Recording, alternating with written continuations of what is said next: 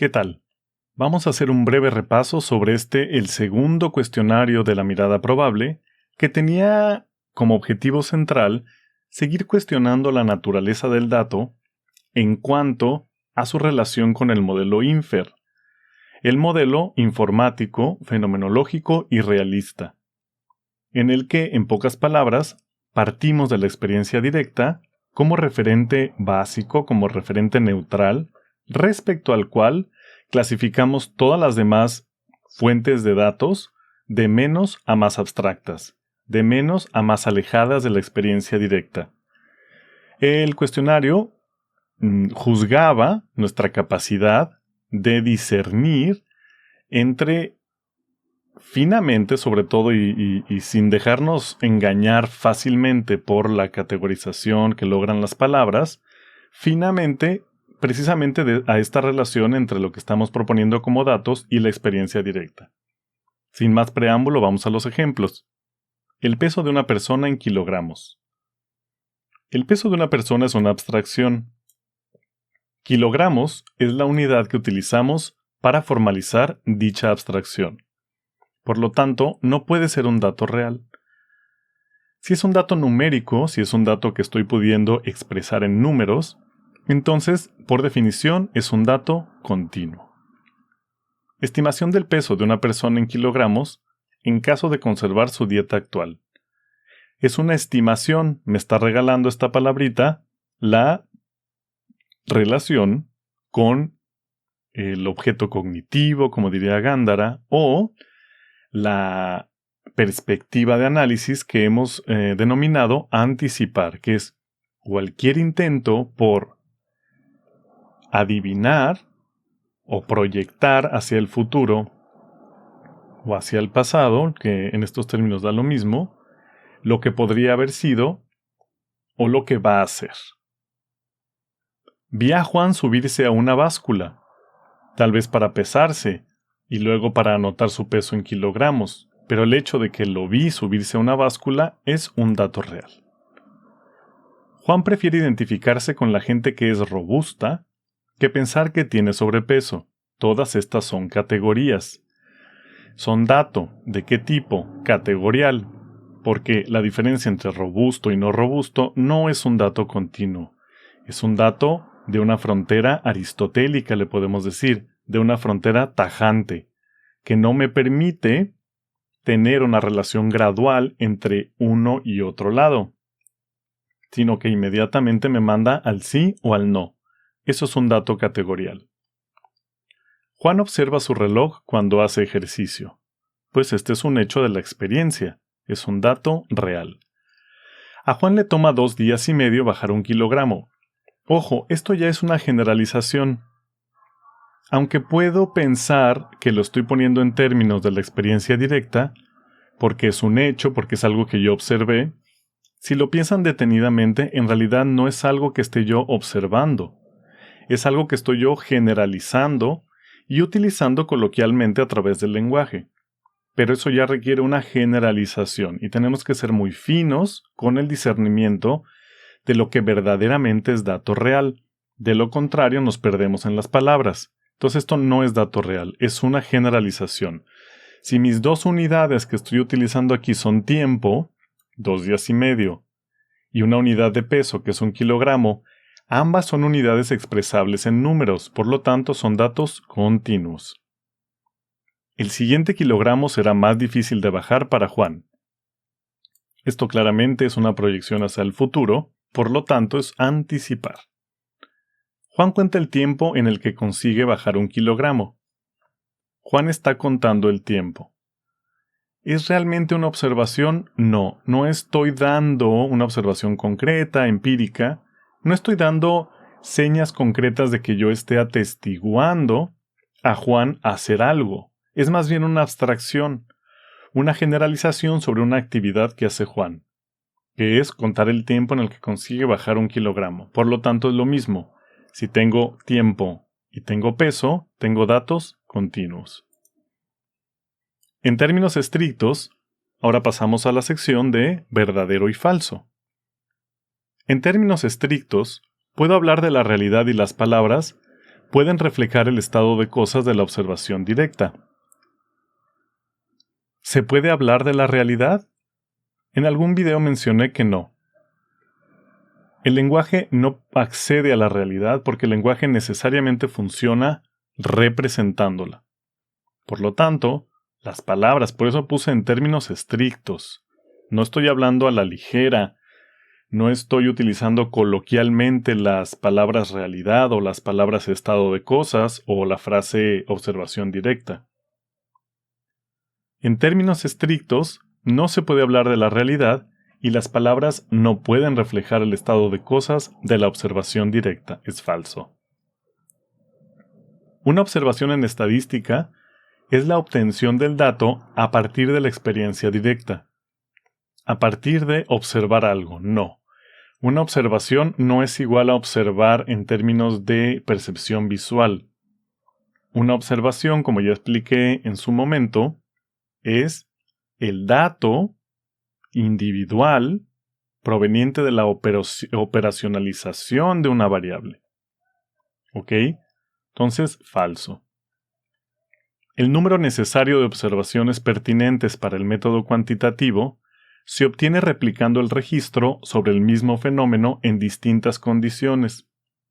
También lo vimos. En términos estrictos, nunca es el mismo fenómeno. No nos engañemos. Sé perfectamente que puede haber confusión aquí por el uso del lenguaje, pero justamente es lo que estamos evaluando, el uso del lenguaje. Es importantísimo que seamos finos en el uso del lenguaje. ¿De acuerdo con qué? ¿Refiriéndonos a qué? A nuestro modelo, a nuestro marco teórico. Por eso vimos los videos que es un modelo y hemos estado reflexionando sobre los datos en los videos La mirada probable. Respuesta: no, es falso. El número necesario de observaciones pertinentes no se obtiene replicando el registro sobre el mismo fenómeno. Se obtiene operacionalizando diversos fenómenos que he categorizado bajo una misma variable. Ojo con eso. Las estadísticas bayesianas y no paramétricas también dependen de una noción tradicional de probabilidad. No. Las estadísticas bayesianas y no paramétricas justo son alternativas de modelos estadísticos porque no responden o dependen de una noción tradicional de probabilidad. Las estadísticas bayesianas y no paramétricas... esta era una duplicación de la respuesta de la pregunta anterior. ¿La proporción requiere un cálculo distinto al de la probabilidad? No, son idénticos. Es exactamente el mismo cálculo. Solo la proporción es útil para comparar datos de distintas escalas. Falso. La probabilidad también y el porcentaje también, por tanto. Un buen experimento estadístico requiere controlar las variables que determinan el comportamiento de un fenómeno. No. Todo experimento estadístico concede al hecho de que jamás voy a poder controlar todas las variables. Una muestra es, en estadística, el conjunto máximo en donde aplica la hipótesis. Falso. El conjunto máximo en donde aplica la hipótesis es la población. Es necesario que en términos reales se modelen variables que sean totalmente independientes. Falso.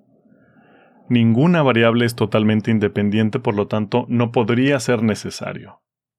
Si no, no se podría hacer nada. Otra vez, es una concesión llamarle variables independientes a eso a lo que le llamamos variable independiente. En realidad, ninguna variable es independiente. El alcance de la toma de muestra en un estudio cuantitativo está siempre determinado por razones puramente metodológicas. Falso otra vez. Hemos visto cómo hay factores circunstanciales, factores de la humanidad, digamos, de la técnica con la que se tomó la muestra, que también influyen, que también tienen su papel dentro de la forma en la que hago el análisis o dentro de las posibilidades interpretativas del análisis mismo que no tienen nada que ver con la metodología, como aquel ejemplo de, pues, nada más me quedaban 2 horas de pila en la cámara, por lo tanto, es el video que alcancé a tomar. El 90% de las personas que asistieron a la cena pidieron una bebida alcohólica. Esta es claramente una descripción de, digamos, la tendencia de la mayor parte de las personas en variables nominales, ¿no? Porque pedir una bebida alcohólica no es una variable numérica, no es una variable continua. Y de momento no estoy hablando de las variables en sí. No estoy diciendo que algo condicione a otra cosa. Solo estoy diciendo que el 90% de las personas que asistieron pidieron una bebida alcohólica, por lo tanto es pura estadística descriptiva. Representar los datos en porcentajes es estadística descriptiva. La hora de la noche a la que se fueron las personas varía según si consumieron o no alcohol. ¿Qué consideras que representa la hora de la noche? Pensemos. La hora de la noche fue movida, varió, dependiendo del consumo de alcohol. Entonces la hora de la noche está variando dependiendo de esta variable. La variable consumir alcohol tiene 2 factores, que es consumir o no consumir, mientras que la variable hora de la noche o tiempo tiene factores potencialmente infinitos. Entonces, la hora de la noche es una variable continua, un dato continuo, mientras que el consumo de alcohol es un dato categorial o nominal. En este caso, la hora de la noche varía según el consumo de alcohol. Por lo tanto, la hora de la noche es una variable dependiente. ¿Qué consideras que representa el consumo de alcohol?